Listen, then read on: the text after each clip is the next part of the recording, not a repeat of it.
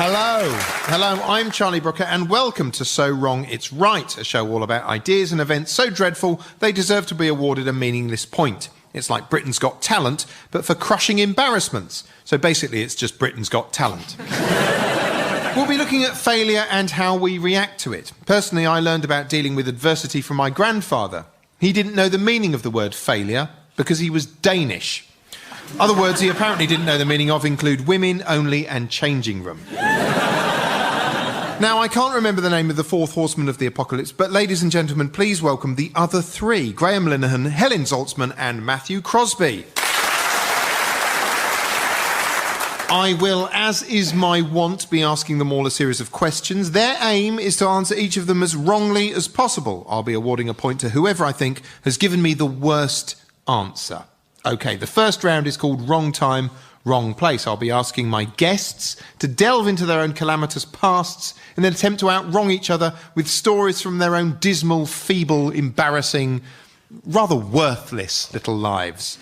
This week's theme is strangers. I like to think a friend is just a stranger I haven't successfully alienated yet. It's very sad, actually. It is very sad how impersonal modern cities are. So I've made an effort to try to get to know my neighbours better. And it's really fascinating. For instance, already I've discovered that the woman next door is apparently terrified of sudden faces at the window. I know someone like that. They're everywhere. In every street. It's a weird thing about neighbours. I don't know their names, but I know exactly what hours they undress. I don't know what my neighbours' names are, but I know what they sound like at the point of sexual climax. I know what mine sound like at the moment of sexual disappointment. I do have an unusual icebreaker I like to use on strangers. It's a kind of pickaxe. Ironically, the moment they spot it in my hand, all conversation ends immediately. OK, what is the worst encounter you've ever had with a stranger? I will start with you, Mr. Graham Linehan. This didn't happen to me, but it did happen to my wife. We got invited to the opera, which I never go to. It was a very nice guy invited us. It was very kind of him to invite us, but it was the wrong opera to kind of introduce us to the whole thing. It was a modern opera, so it used unconventional melodies, shall we say, and it was also about how the internet is a terrifying and appalling thing, and that annoyed me. So me and my wife have this thing that when we watch something that we really hate, we kind of show how much we hate it by gripping each other's leg really tight. So if something's really bad, we go, "Oh, look at this is terrible." We grip really hard, and occasionally the other person will cry out, you know. But, they cry out, "This is terrible!" At the end of, the first half, there were probably bruises all over our thighs because it really wasn't our thing at all. But we stood up and we went out, and it was opening night. And the man who invited us said to this guy who was standing at the back, he said, "You enjoying it?" And the guy said, "No, not much, And my wife did a kind of, "Oh, I know what you mean, look." And it was the director. He was not enjoying it because, he was nervous and stuff. And my wife just thought he was someone else who hated the music, the opera. So that was terrible. I mean, I'm quite fascinated by the opera about the internet. Yes. Do you know what it was about? It's the weirdest thing. There were these two kids, and one of them managed to convince the other one that he was training him as an MI5 operative. And he said, "You have to go to this area and kill this kid," right? And he was the kid he was talking about. So he arranged for this other guy to murder him. To murder himself. So this sounds like the best opera ever made. I would say, though, what a mind-blowing twist. I would say maybe not the most representative story about the internet. Slightly odd thing to happen. Do you know what I mean? No, I'm always trying to get people to kill me on the internet.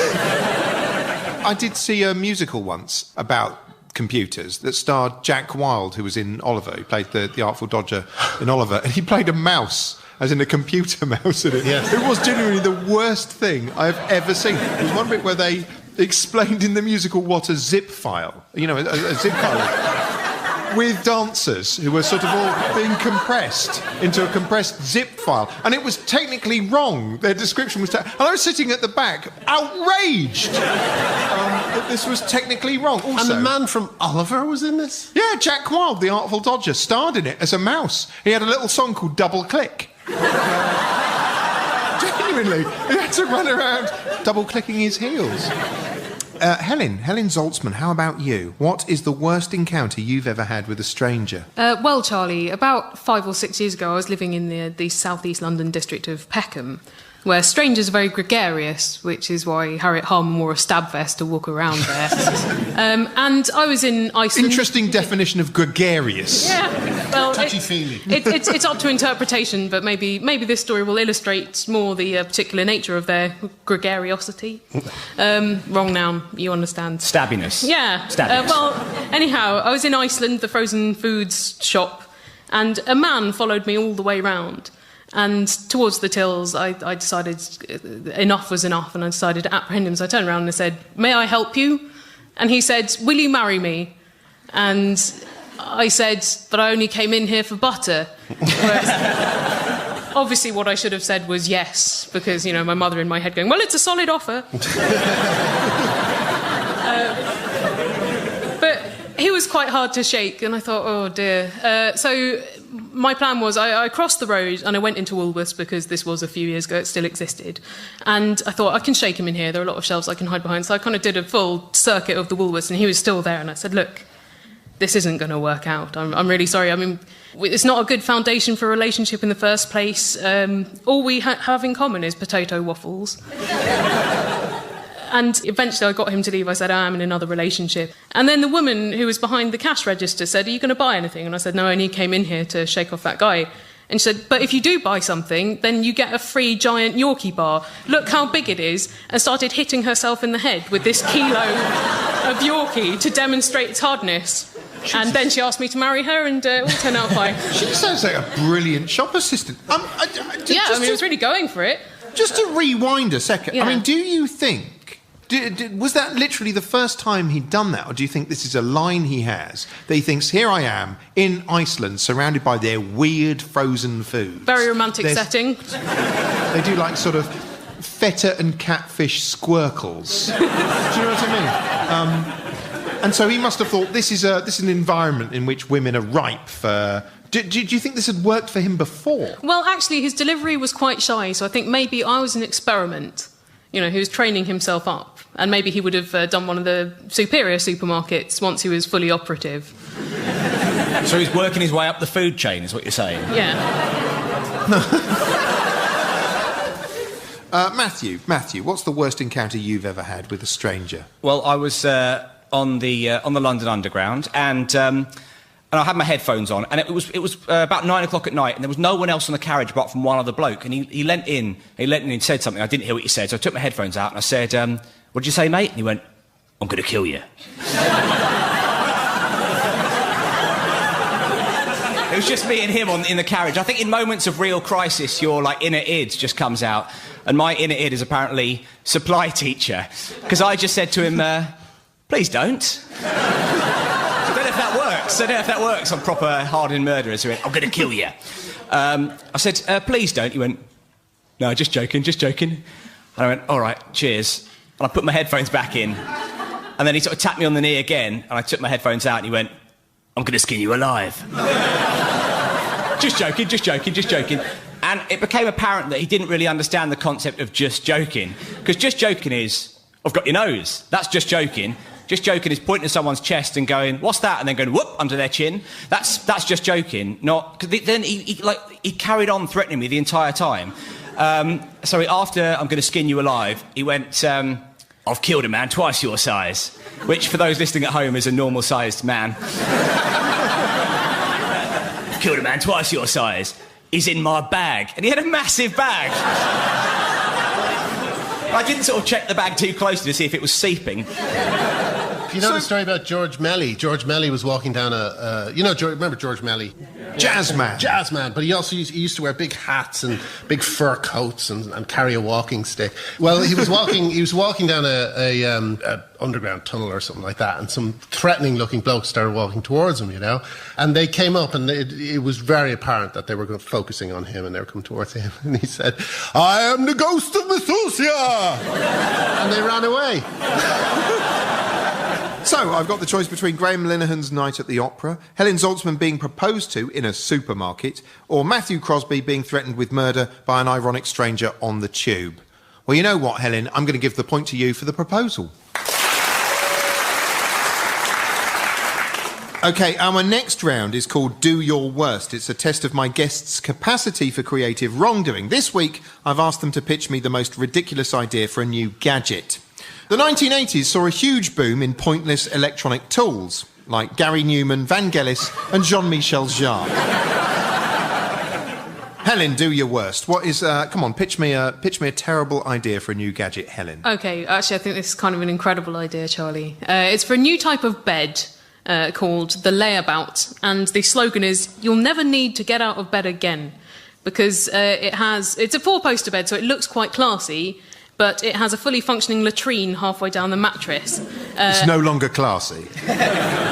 Class isn't even half of it. Then over the head end, there's a series of optics to dispense liquid food to you as you lie with your head on the pillow. There is a touchscreen headboard, so you're entertained. And there's a defibrillator that can drop out of the canopy if necessary, because, that will become necessary fairly soon after buying it and installing it. And then at the end, it can fold up into a coffin. So it's two gadgets in one. So hang on a minute. It's basically my flat. Sounds good. Defibrillator in your flat. I did once, I think about 2002, I think I broke up with somebody and it was a bad breakup, and it wasn't, I wasn't very happy, and I stayed in bed for about 3 days. And I turned a television on its side and so used that it as I a could latrine? watch it while lying down. If you did it on, say, an iPad, it would just rotate. I know. Right, well, isn't that annoying if you're trying to read an iPhone in bed? They're trying to cheer you up. It spins round. It's like, just, for God's sake, stop it. It's like trying to make you do exercise. They're saying, stop lying about feeling sorry for yourself after a breakup and sit up. Did you turn the TV on its side, like, on the pillow next to you so you could pretend you were sleeping with Lorraine Kelly? No, but I wish I had. Imagine if you woke up during Silence of the Lambs. Matthew, what's your big idea? Well, in films when there's like a bank robber about to crack a safe, he'll be sort of, a couple of yards away from the safe, and he'll spray a spray, and then suddenly all these crisscross red laser beams, they'll suddenly come into motion. It'd be great if you could have a spray that you could kind of spray at a person's face to tell if they were flirting with you. Because I'm very bad at picking up on people's subtext. I take people at face value, but if I could go, hang on a sec, oh, you're being sarcastic. That would be brilliant, like it would sort of cut through that subtext. Yeah, but can I point out that the moment you're spraying an aerosol in people's face, whether they were flirting with you at the start of that action, they aren't by the end. Listen, if you do spray them in the face and they still want to go out with you, they're yours for life. Why don't you just... no one's that bad, surely. I mean, you could just ask them. Can you not tell? Well, you can't tell the difference between flirtation and sarcasm.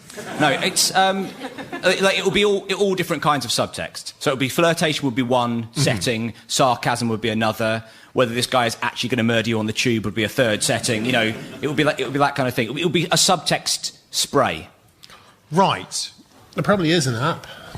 Well, there's a subtext. Sort of wave it over someone's face. Subtext app, yeah. No, there's probably something. Isn't this what facial expressions are for? I mean, sorry, am I being very slow? This is why people have faces. That's very outmoded. So you can People tell what aren't they using mean. faces anymore. Do you not look at people's faces when they're talking to you? Not if I can help it, no. Normally my shoes are my pockets, that's where I look. I'm just not bothered. Just not into looking at people's faces. Don't like looking at people's faces. Not for me. Tried it once, didn't work out. Graham, what about you? Okay, I came up with something, an exciting ladder. I love it already, come on. Okay, well, every time you have to take out a ladder, it's not something you look forward to, right? It's going to be boring. You're going to be up cleaning things out of a drain or something like this. So this is an exciting ladder, and what it is you turn it on, and then you go up and you start doing something, and at a random moment it just vibrates violently. And you go, oh, is someone shaking the ladder? And you go, oh no, they're not. Oh God, it's the ladder. Oh, that's brilliant.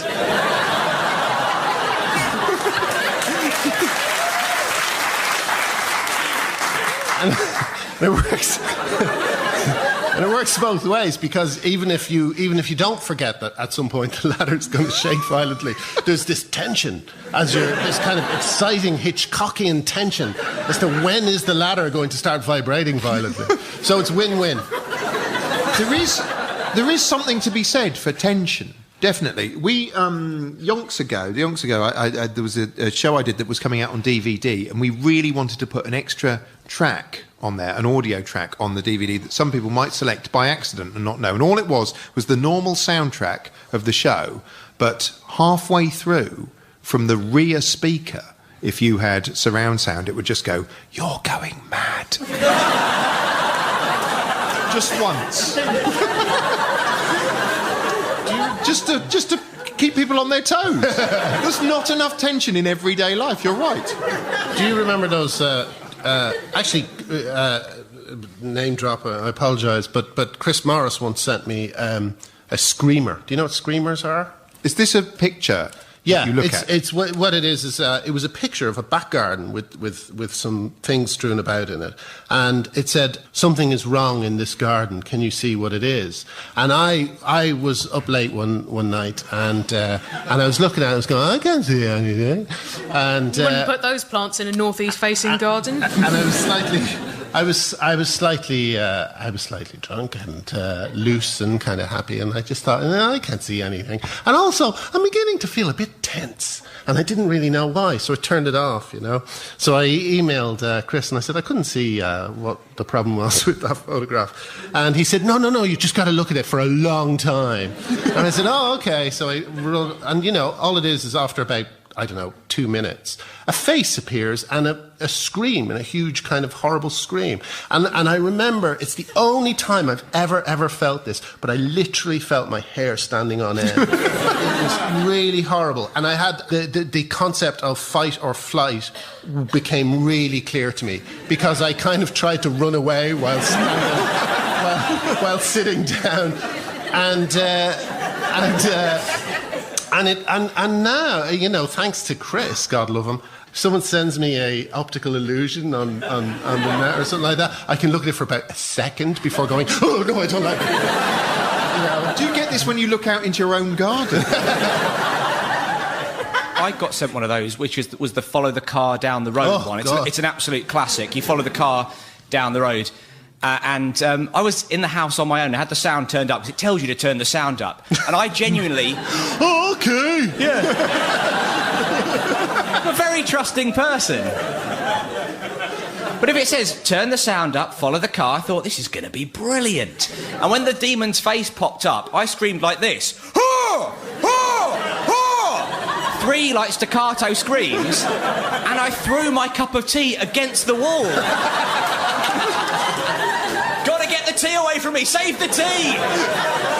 I had to call a friend and have them talk me down. It was awful. It is weird. Sometimes when you're really scared, you say weird things. I remember once I was sitting on the sofa and a massive spider suddenly ran out, just scuttled out from under the television towards me. Huge. And I just went, no, that won't do.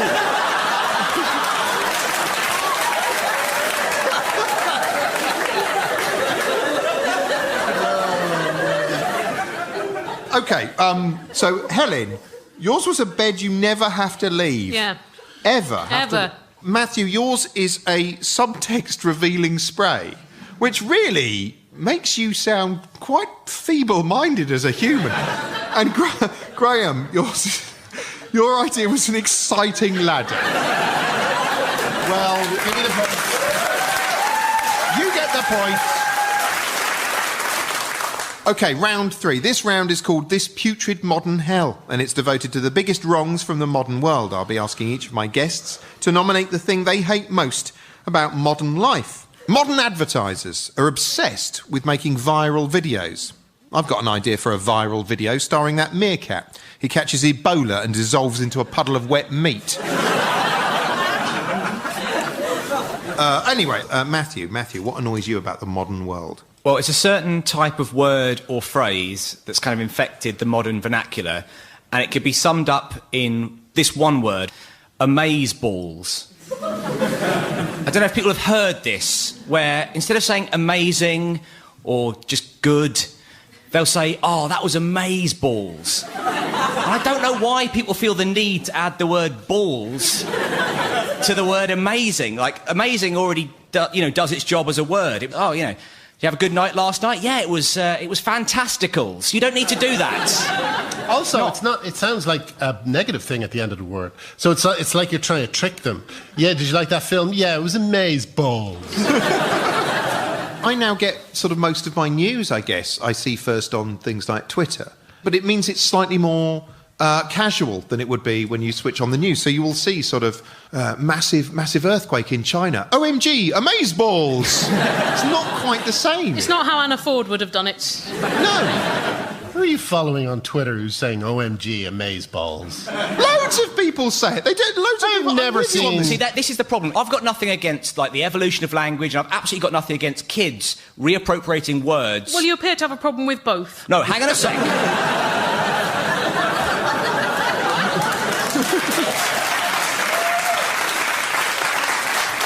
Right, here's the thing. I've got nothing against kids doing it, right? If kids want to use the word sick to mean good, or they want to say allow dat to mean something, then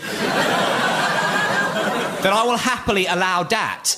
But it's my problem is it's people sort of our age, people in their 30s and older saying stuff like totes and chillax and hilaire, and this one really gets me, om nom nom. Just say you enjoyed your food. In fact, don't even tell me you enjoyed your food. Just eat your food and shut up. I got that thing that lets you put little pictures in text messages, little pictures of smiley faces and birthday cakes and cars. What, a phone? No, you know the thing, not photos, like little, the ones that it's the least cool thing you can put in a text, and it's the last thing on earth I would normally use. And I got quite. So you're following people who say OMG amazeballs, and you've got a thing that puts little dancing. No, I see people saying amazeballs. Somebody said it to me in the flesh. Well, it's great if it's your doctor. You're suffering from amazeballs. He would use the term amazesticles. But they are dazzling. Anyway, Graham, moving on to you. What would you say is your least favourite modern irritant? Oh, bleach.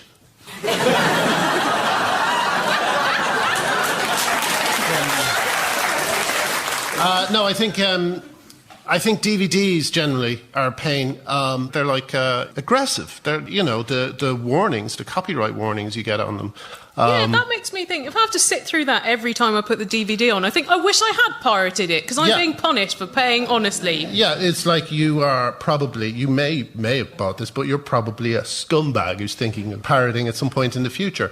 If you're a parent, at 6 a.m. in the morning, the thing you most want is to get the computer set up in front of the kids and go, okay, and slip in a DVD and just leave the room. And so what happens is you stick it in, and then a warning comes up, and you go, okay, skip, and it won't skip. It's also they don't know me very well. Like there's that one that comes up going, you wouldn't steal a car. How do you know? I would. And where does that end? As they said, I would if it came through my computer. Yeah, if I could download a car, I would, and just drive away from the computer. Yeah, I'd do that. Bloody hell, just to tell people about it. You're like Automan. Look what I did. I live in Tron. Look what I did.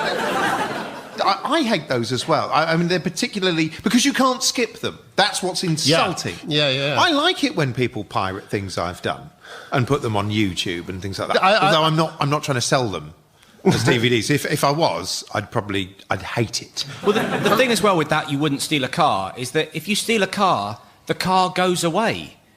But if you pirate something, There's Car's two cars. still there, and now there's 2 cars. It's brilliant. Yes, they might as well say Cars for all your mates. you would clone a car. Yeah.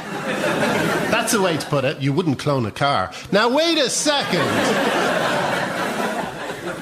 OK, Helen, what infuriates you about today? Well, I'm not keen on structured reality TV shows, that genre of entertainment, which seems to be unstoppable. You mean like The Only Way is Essex? Yes, and Desperate Made in Housewives. Chelsea. And... all of those Real Housewife shows. Because I think, well, firstly, it's not reality, is it? It's artifice, but extremely boring and lacklustre artifice, because most of the scenes are people explaining what has just happened, which wasn't that complex anyway, and what's about to happen, and then you see what's about to happen happening, and then the next scene is them digesting that happening, and then it's the end. And the reason why I dislike it is because people who are better at storytelling tend to be writers and not reality TV producers, and people who tend to be better at storytelling through performance tend to be actors and not just women with fake tans and hair and things. They are very strange, very, very frightening programmes. I mean, when I first watched